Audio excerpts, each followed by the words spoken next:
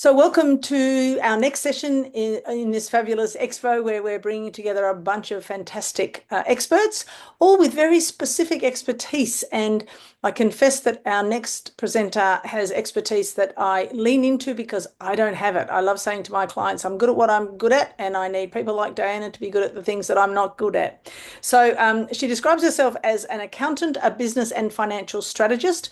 I get the business strategist, the accountant, and the financial is definitely not in my wheelhouse. So I love having you, like people like you, in my life, Dianna.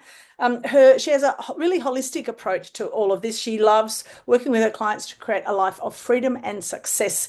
She works with business owners, families, and individuals, and I'm really looking forward to hearing what she is going to be sharing with us today. So over to you, Dianna, if you want to tell us anything else about you, and then we're looking forward to hearing from you. Thanks very much, and thanks for the opportunity to be here today. So yes, I am an accountant and financial planner, and I do business strategy and succession planning and so forth.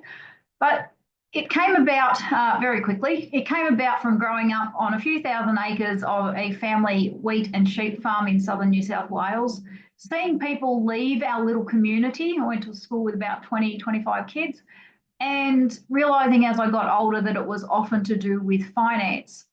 And being passionate about my world, and I still have a cattle farm in northeast Victoria here, this was important to me and I wanted to do something about that. So I went into accounting because I thought it's got to be about the money. I soon learned it's also very much about the people and a whole lot of other stuff. So I've got a whole lot of other qualifications and trainings and modalities to bring lots of different things into one conversation.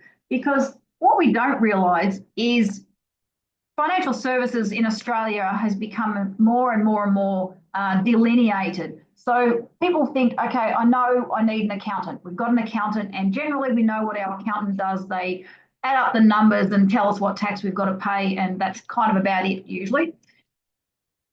So generally they're kind of looking backward. What did we do last year? We probably know that we need a bank manager, and if we can find a good one, we should train him or her to something because they move all over the place. And traditionally, their role has been the lending and the management of our money. We probably know that we need a solicitor.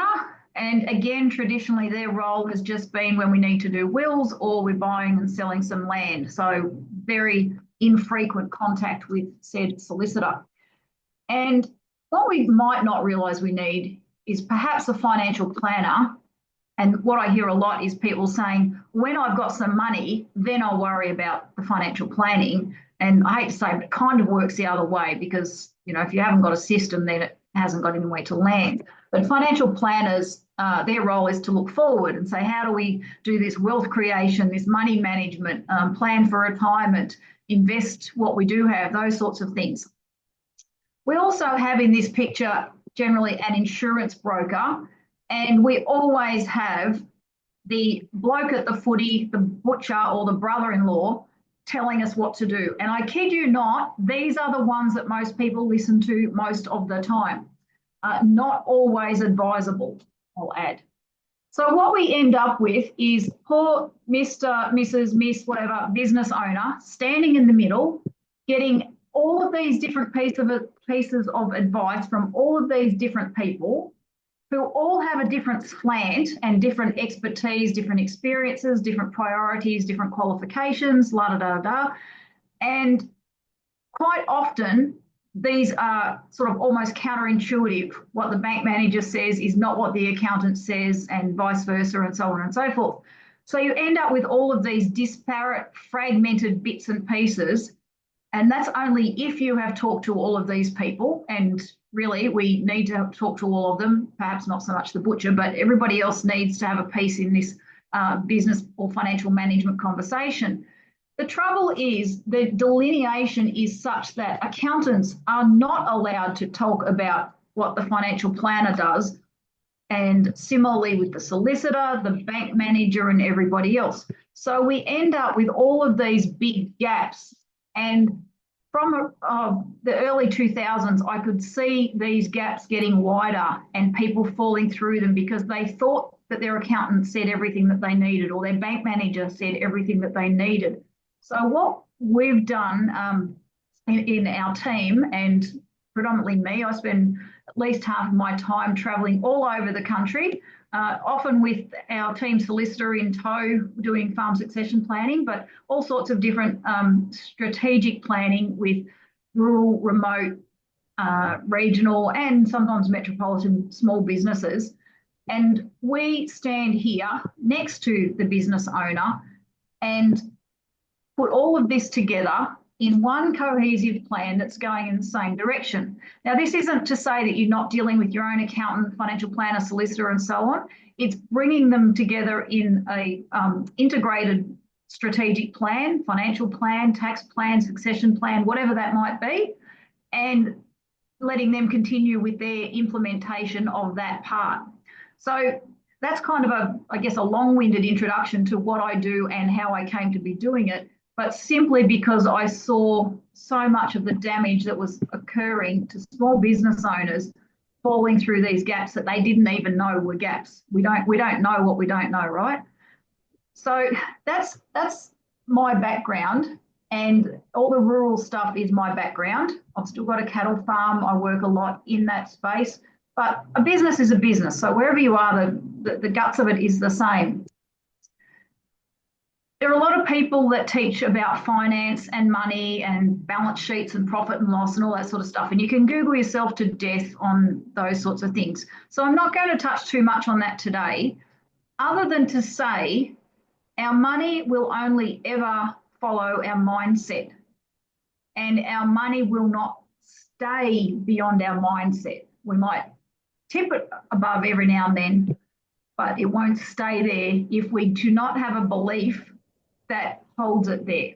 So I know that sounds like kind of high level weird stuff, but one of the topics that I speak about in conferences and have magazine articles and so on, and there'll be some resources on our virtual stall, is to say, who is the wealthy you?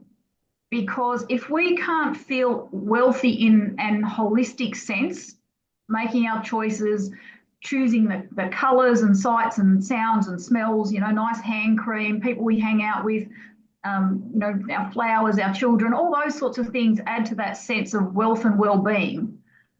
We've got to feel good about as much as we can in our life, and that feeling of holistic wealth for money or health, relationships, anything else to calibrate to that. And unfortunately, through our schooling and social systems, we're a lot more imprinted with finding what's wrong, focusing on problems, talking about it, expanding it, catastrophizing it, and wondering why the heck it just keeps happening. So one of the ways that I explain this in terms of money is we have our bank statement or our profit and loss statement, and at the bottom there is a number, and we tend to score ourselves by that number. Are we succeeding or failing in life by that number? And all that is a scorecard representing what choices and beliefs we've had up until this point in time. It is no different to a doctor's report or a school report or any other sort of report that's grading you at this point in time with what you've learned. So very often I hear people say to me, all I need is more cash. If I had more cash, it'd be all good. Granted.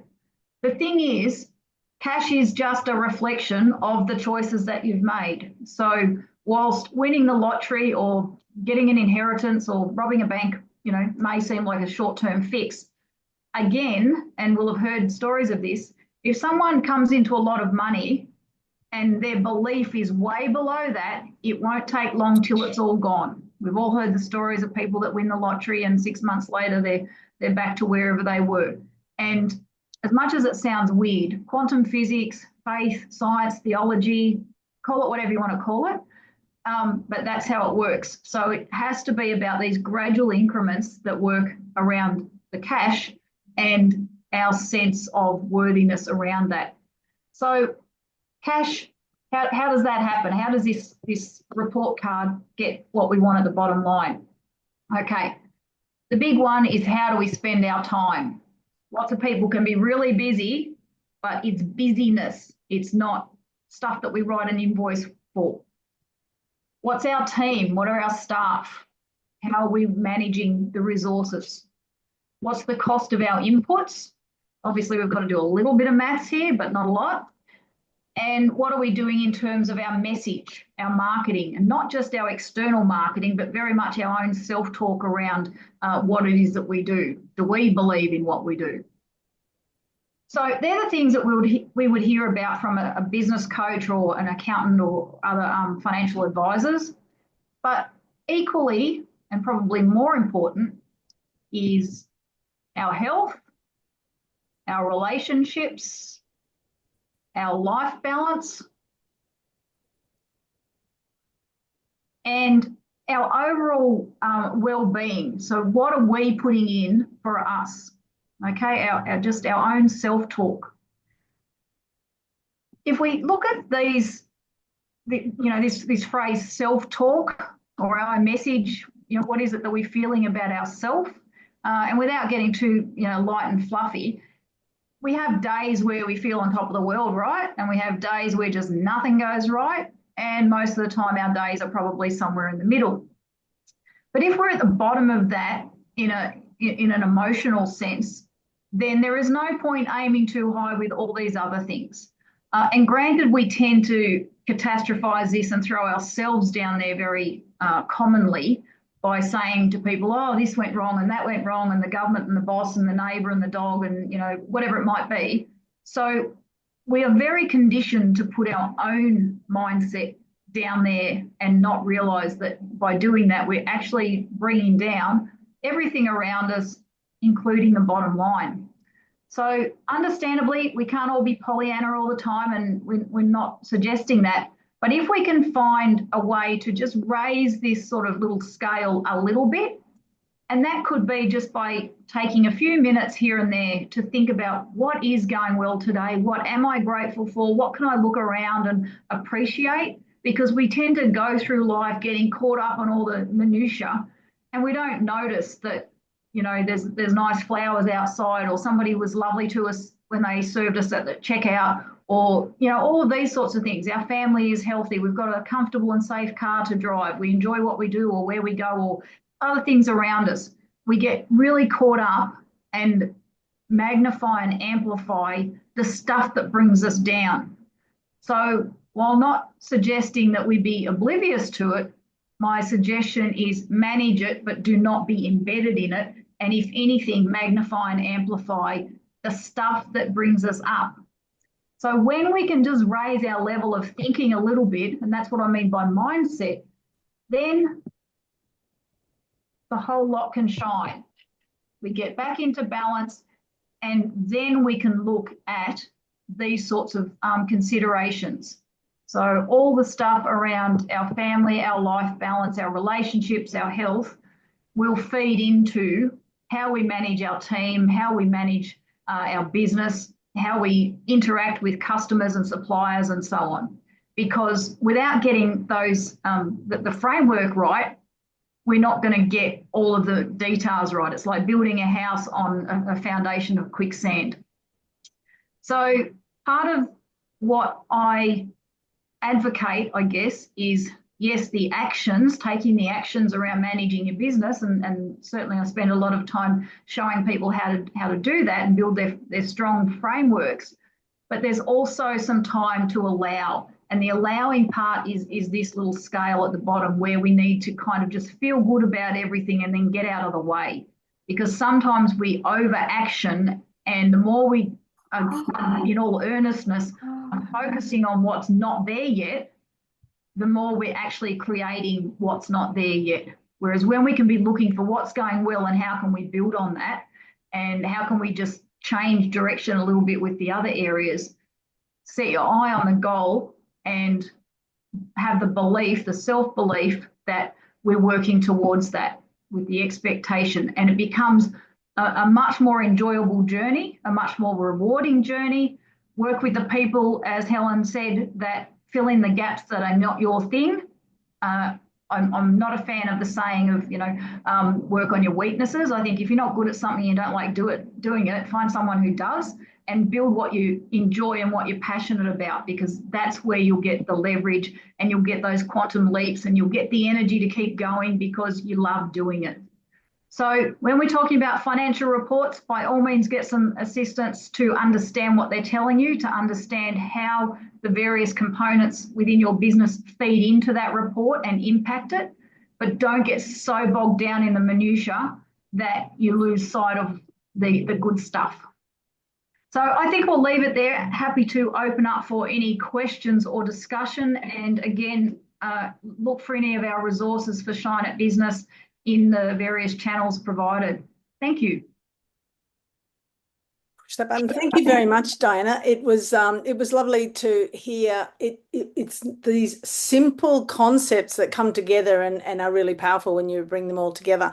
And I also I have had a look at your booth, and there are some great downloads there with articles and ebooks and stuff that people can get a bit more inside your head, a bit more about you know, how you think and how you add value to your clients. So I highly recommend that for anyone who is watching this video and has a chance to reach out. And because we also have talked about that these videos will live beyond the expo, make sure that you do reach out to Dianna. I know that she is very generous in sharing her expertise, because like a lot of the people that I'm talking to who are sharing their expertise that Sigrid has brought together like some kind of magician, we are all actually passionate about what we do, and we then enjoy earning money from that. It's not just about the money, it's about making a difference to the people in our worlds. So I'm going to turn off the recording, and you people who didn't come live, you'll wish that you were here for the rest. I'm going to turn off the recording and then we can keep talking. Thank you very much, Dianna.